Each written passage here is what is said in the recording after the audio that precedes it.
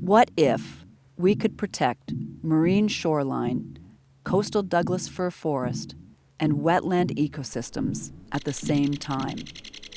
Kalakac Kingfisher Forest on DÁYES, or Pender Island, links wetlands to the sea across 45 acres of coastal Douglas fir habitats, including an intertidal shoreline that overlooks the critical habitat of southern resident killer whales.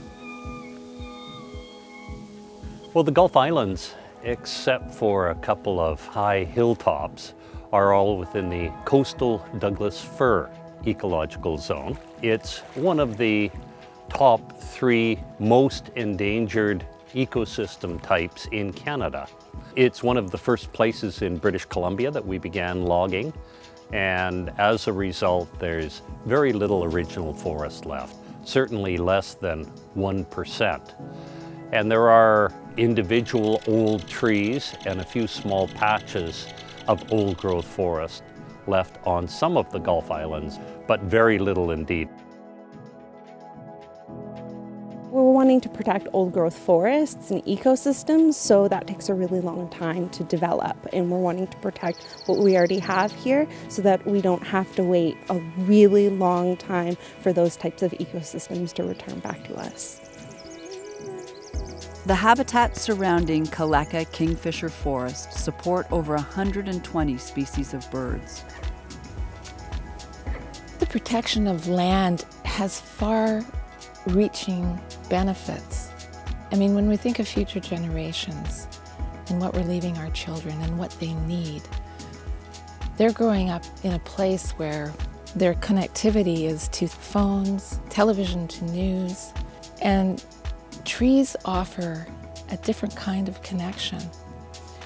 And I think we owe it to our children to offer them that necessity to step away from the frenetic world that we're presenting to them. Protecting land anywhere in the world is super important in taking actions to prevent the worst effects of climate change. Especially forest ecosystems are such a crucial part in carbon sequestration. So by protecting forests anywhere is advocating for them everywhere.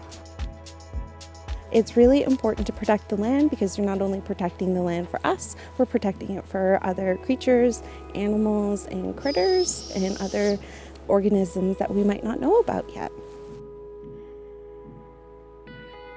It's entirely possible that we don't know the names of most of the species that occur in these forests. If you start looking at all the different fungi, the bacteria, the lichens, the insects and the mites, we have a very poor understanding of what grows in these ecosystems.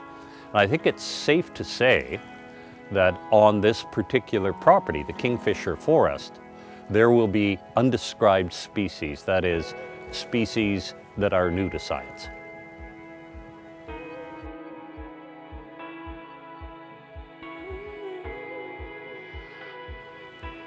Protecting intact habitats is an investment in the collective future of all the species that call these wild places home, including the people living in nearby communities. Help us protect biodiversity and build resilience on islands in the Salish Sea.